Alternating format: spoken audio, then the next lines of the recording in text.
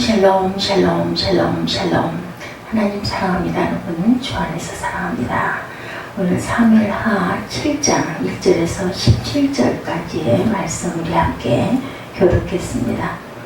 오늘 말씀이 영원한 언약이라는 제목이죠. 나단이 계시대로 다윗에게 말하는 부분이 나타납니다. 여기서 주의 모든 원수를 무찌르사 왕으로 풍에 평안히 살게 하신 때에 이렇게 시작을 하죠. 왕이 이제는 평안히 살고 있습니다. 왕이 선지자 나단에게 이르되 볼지어다 나는 백향용 공원에 살거든 하나님의 교회는 휘장 가운데도다. 항상 다윗이 마음이 아팠던 게 자기는 이렇게 아름다운 공에서 사는데 하나님의 교회가 언약궤가 휘장에 있다. 나단이 왕께 아뢰되 여호와께서 왕과 함께 계시니 마음에 있는 모든 것을 행하소서 하니라. 이 밤에 야훼의 말씀이 나단에게 이렇게 얘기했더니 하나님의 말씀이 나단에게 임하죠. 가서 내 종 다윗에게 말하기를 야훼께서 같이 말씀하시되 내가 나를 위하여 내가 살 집을 건축하겠느냐. 내가 이스라엘 자손을 애굽에서 인도하여 내던 날부터 오늘까지 집에 살지 아니하고 장막과 성막 안에 다녔나니 이스라엘 자손과 더불어 다니는 모든 곳에서 내가 내 백성 이스라엘을 먹이라고 명령한 어느 지파들 가운데 하나에게 내가 말하기를 너희가 어찌하여 나를 위하여 백향목 집을 건축하지 아니하였느냐고 말하였느냐. 내가 언제 성전 지어달라고 했더냐. 이런 말씀이죠. 그러므로 이제 내 종 다윗에게 이와 같이 말하라. 만군의 야훼께서 이와 같이 말씀하시기를 내가 너를 목장 곧 양을 따르는 데에서 데려다 내 백성 이스라엘의 주권자로 삼고 내가 가는 모든 곳에서 내가 너와 함께 있어 내 모든 원수를 내 앞에서 멸하였음즉 땅에서 위대한 자들이 이름같이 내 이름을 위대하게 만들어 주리라. 내가 또 내 백성 이스라엘을 위하여 한 곳을 정하여 그를 심고 그를 거주하게 하고 다시 옮기지 못하게 하며 악한 종류로 전과 같이 그들을 해하지 못하게 하여 전에 내가 사사에게 명령하여 내 백성 이스라엘을 다스리던 때와 같지 아니하게 하고 너를 모든 원수에게서 벗어나 편히 쉬게 하리라. 야훼가 또 내게 이르노니 여호와 너를 위하여 집을 짓고 내 수완이 차서 내 조상들과 함께 누울 때 내가 내 몸에서 날 내 씨를 내 뒤에 세워 그의 나라를 내가 견고하게 하리라. 그는 내 이름을 위하여 집을 건축할 것이요 나는 그의 나라와 왕위를 영원히 견고하게 하리라. 네 아들에게서 내 집 성막을 성전을 건축하게 하겠다는 말씀이죠. 나는 그에게 아버지가 되고 그는 내게 아들이 되니 그가 만일 죄를 범하면 내가 사랑의 매와 인생의 채찍으로 징계하리라. 잘못하면 사랑의 매도 때리고 채찍으로 징계하려니와 내가 내 앞에서 물러나게 한 사울에게서 내 은총을 빼앗은 것처럼 그에게서 빼앗지 아니하니 사울처럼 버리지는 않겠다. 내 집과 내 나라가 내 앞에서 영원히 보존되고 내 왕위가 영원히 견고하리라 하셨다 하라. 나단이 모든 말씀들과 이 모든 계시대로 다윗에게 말합니다. 하나님께서 이렇게 말한 그 내용을 그대로 다윗에게 얘기해 주는 그런 내용이 1절에서 17절까지의 내용이죠. 17장은 1절부터 29절까지 있습니다. 오늘은 1절에서 17절까지 하나님께서 나단에게 임해서 내 성전은 내 다음 때에서 건축하게 할 것이고 너는 정말 영원히 견고하게 내 나라가 서게 하겠다. 그리고 내 아들을 사울처럼 버리는 일은 없을 것이다 라고 말씀하시죠. 주께서 사방에 있는 모든 원수에게서 다윗 왕을 완전하게 지켜주심으로 왕은 왕궁에서 평안히 이제는 삽니다. 하루는 다윗 왕이 예언자 나단에게 말하죠. 나는 백향목 왕궁에 사는데 하나님의 언약궤는 아직도 장막에 있다라고 말합니다. 2절이죠.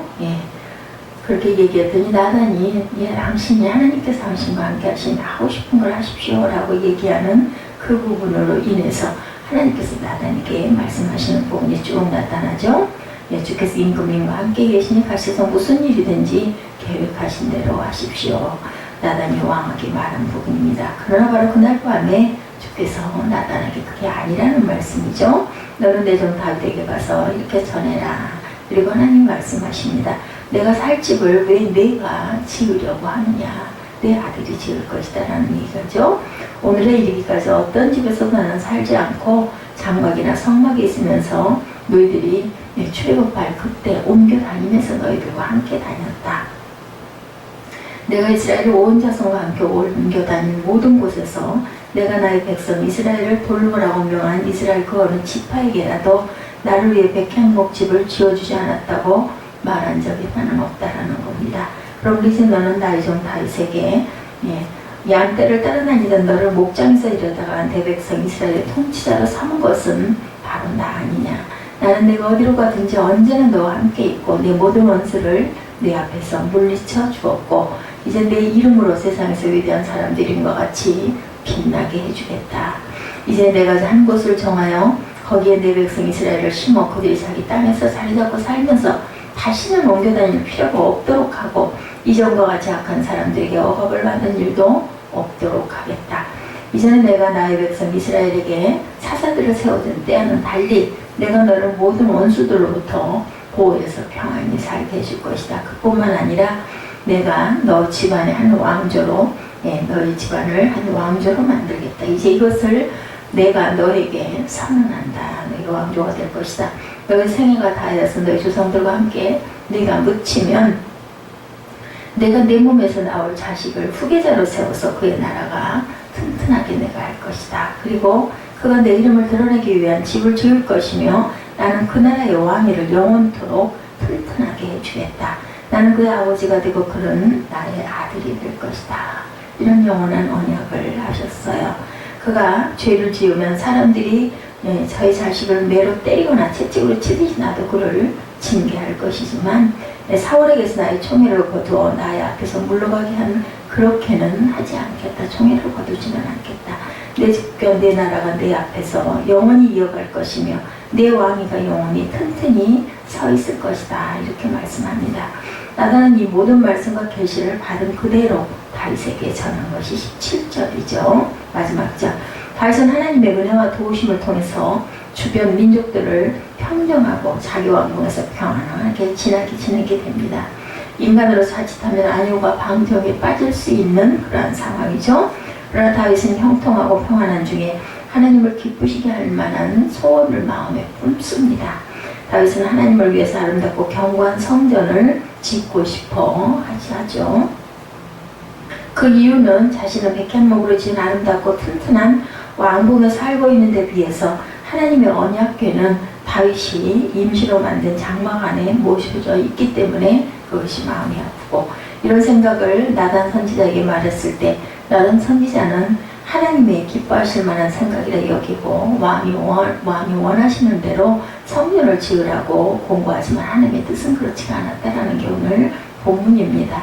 하나님은 곧장 나단 선지자를 통해 하나님의 뜻을 다윗에게 알리셨죠. 요약하면 다윗에게 네가 성전을 짓지 말라, 내 아들이 지을 것이다 라는 말씀이죠. 그 이유는 첫째, 하나님은 지금까지 장막에서 지내왔기 때문이다 라고 말씀합니다. 하나님의 임재가 나타나는 언약궤가 항상 장막 안에 모셔져 있었기 때문에 하나님이 장막 안에서 지내셨다라는 표현인데, 하나님은 장막 안에서 지냈지만 그것을 부담스럽거나 불만스럽게 생각해 본 적이 없고, 이스라엘 백성 어느 누구에게 나를 위한 집을 지으라고 하신 적이 없다. 나는 하나님은 자신의 영광을 위해서 화려하고 웅장한 그러한 신전을 짓도록 하실 수 있었지만 그렇게 하시지 아니하셨다. 지금까지 짐승의 털과 즙과 여러 색깔의 실로 짜여진 성막 안에 임재하시고 제사를 받으셨고, 세 번째 하나님은 앞으로 성전을 짓게 할 것이지만 다윗에게 그것을 하게 하지는 않을 것이다. 다윗의 아들에게 성전을 짓게 할 것이라는 거죠. 그 이유는 다윗이 숱한 전쟁에서 손에 피를 묻혔기 때문이라고 말씀합니다. 하나님은 다윗의 성전을 짓고자 하는 소원을 들어주시지는 않았습니다. 그렇지만 다윗에게는 선물을 주셨죠. 영원한 복을 약속하시는 언약을 주셨습니다. 영원하게 너희를 내가 보호해서 있게 하겠다라는 말씀을 하시죠. 우리 하나님께 소원을 가지고 기도할 때 하나님께서는 그 소원대로 이루어주실 때도 있지만, 그렇지 않을 때 우리 대개는 yes, no, wait 이렇게 한다고 하죠. 그런데 또 그 중에 하나가 더 다른 것으로, 더 좋은 것으로 주시는 그런 하나님이시기도 합니다.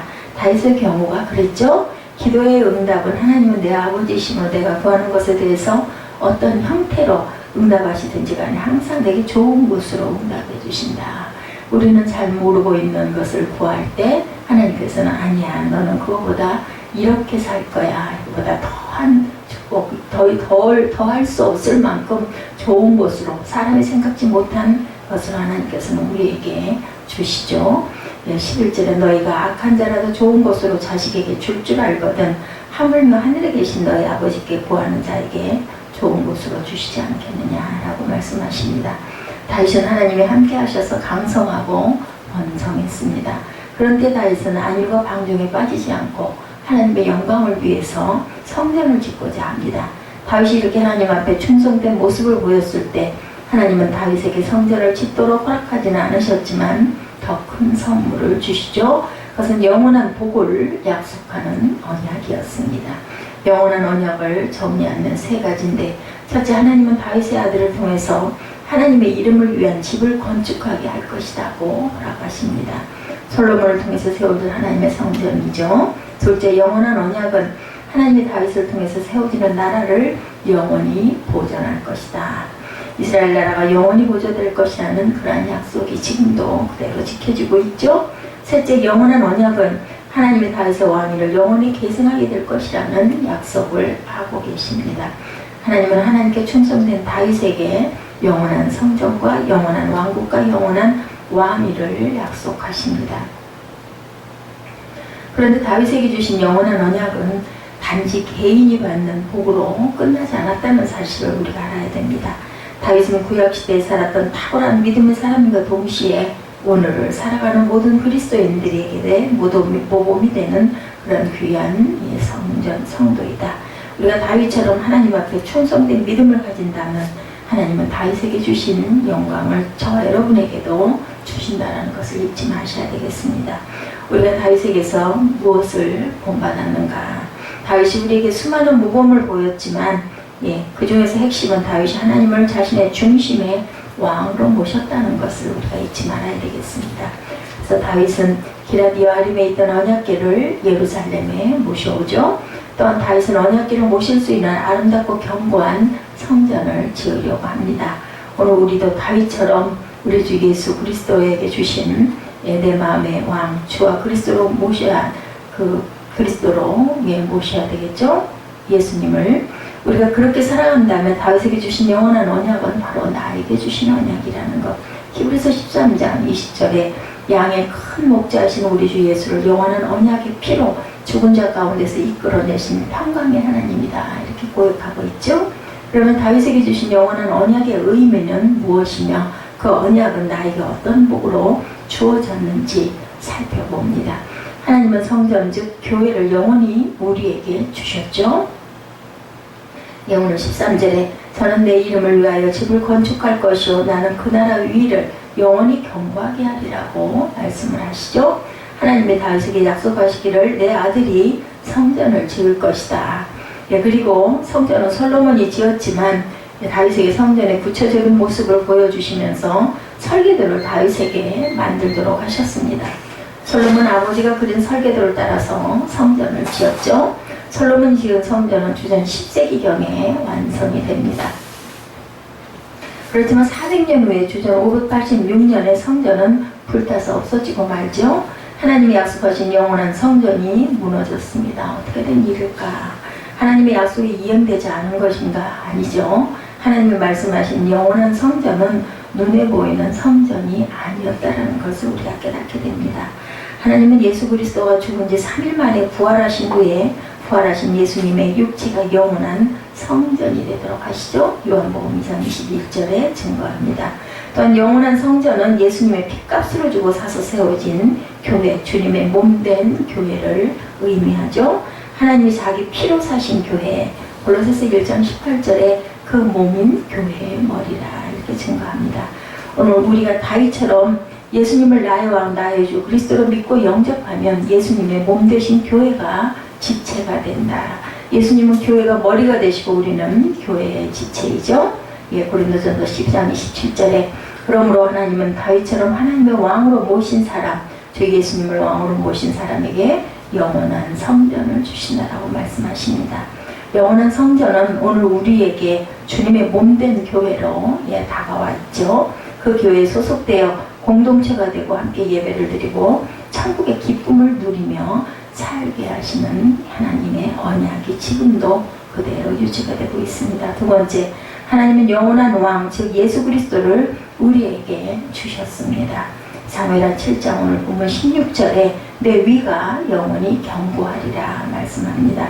하나님은 다윗에게 그 후손들이 영원히 왕위를 계승할 것이라고 약속을 하죠. 본문에 오늘 사무엘하 7장 1절에서 17절 말씀입니다. 그렇지만 역사 속에서 다윗의 왕위는 약 400년간 계승이 되다가 주전 586년 이스라엘이 멸망하는 날 끊어집니다.